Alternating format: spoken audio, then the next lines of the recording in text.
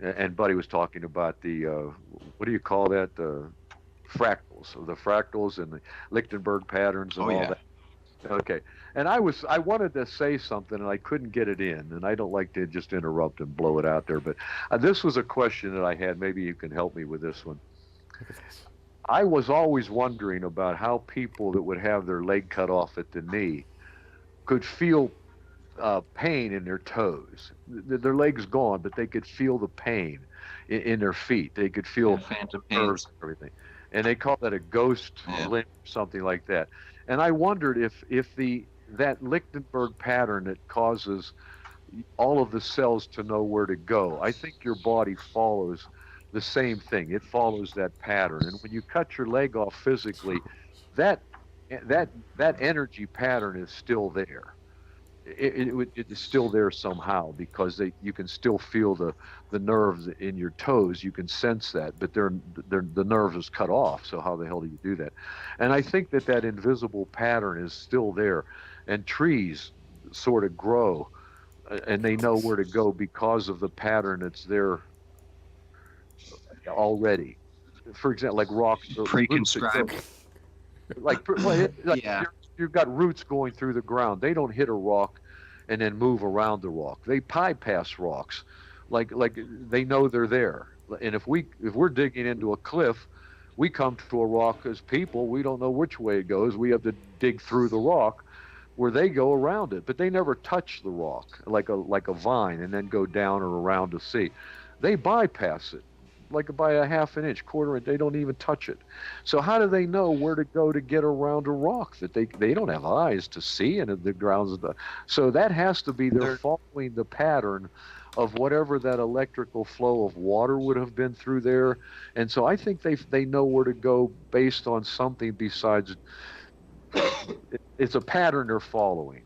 So when you're born, I think that your body has that same thing, and then the cells they fall into that place. They fall into the form that's already there. But I don't know. I just was talking about that. Like somehow the energy force still seems to be there, even if you cut the physical property off. It just it doesn't. yes. To give you an answer about a few things that you brought up. The first one is phantom limbs, and yes, I believe that there is like a plasma body there that continues to our neural network. Our brain is wired that way, so it recognizes it whether it's there or not. And the second thing, I guess I'd like to hint at is I personally believe that every single tree is a separate Birkeland current, and the seeds of the trees are the pods or the nodes of individual Birkeland currents, and each individual Birkeland current is wrapped up separately helically in a separate number set of bound and wound helices. So the product of these is like if let me create a mental image here. If you take a prism and you shine white light through it, it bends it and you get a rainbow. If you Right. take an atmosphere and you shine white light through it, it bends it and it becomes creatures. That's kind of what I'm looking at and what I'm feeling and what I'm understanding, because it's fractals, filaments, and frequencies, and these three have to conjugate together. So they birth seeds, and we're a product of this umbilical entanglement as well. Everything is umbilical ultimately. So yeah, there is these enfoldment patterns that we're partially aware of, and we're all gleaning towards this. And there's a guest that we're going to have on the Electric View that's coming up that gets into this, and the cat is out of the bag. It's fractal biology, and he describes it in the human anatomy very well. I had to watch it like 5 times because this little video. Um, but dude, this guy is amazing, and his idea is when you take it on the cosmological scale, you start to build up creatures, the ligaments and the tendons of creatures inside of Leonicea. So you start to become more aware of the living streams of information that are flowing and building up these creatures. And that's where I understand it. I myself believe that every atom is an individual Birkeland current that's wound and bound, and it's just a different number. It's just a different filament. It's just which has everything to do with the distance and the radius of the filament and when it starts off of the sun. Because some of them don't start from the sun, they start after and way out from a different distance of the sun. And those helices become bound and wound in different muscle memories that create the morphic resonance, I believe. So that's just some crazy new fractal biology stuff that I've been thinking about. Well, that's really interesting because I've always wondered about how does a plant know where to grow? How does it know which way to go and all those other things in its growth patterns? And so I kind of thought that every living entity has its own DNA, and I think that the growth or knowledge or all that, it actually comes through sunlight, and it is a current, it's a frequency, and DNA is able to extract its own life force from sunlight. It gets to know what it needs to do from sunlight, just like we do. All knowledge comes from the sun.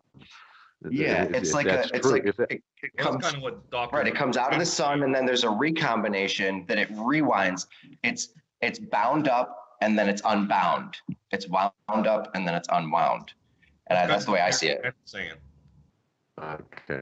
Well, I guess what I'm saying is that knowledge is a physical property, and every life form is able to read that knowledge for themselves. And maybe since man is the highest form of life, that it's able through meditation and other things to go deeply into itself and read the DNA of other things. That would explain how shamans are able to go into a trance and the plants talk to them and tell them which ones to use to make up the chemical, extremely difficult percentages and formulas that they use in pharmaceuticals.